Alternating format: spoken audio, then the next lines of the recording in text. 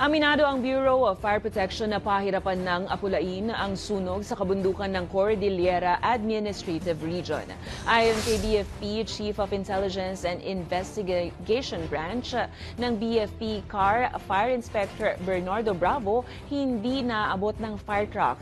Kaya mano-mano nilang dinadala ang tubig sa kabundukan para maapula ang forest fire. Sinabi rin nito na nasa 8 forest fire na lang ang kanilang inaapula. Mula naman noong Enero, nakapagtala na ang BFP ng 60 insidente ng sunog sa naturang rehiyon.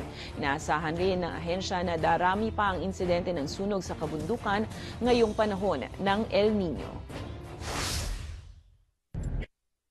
Yes, sir, because we are anticipating po yung ill effect po nitong El Nino natin, sir. Ramdam na po talaga yung init and most likely dahil sa mainit na panahon.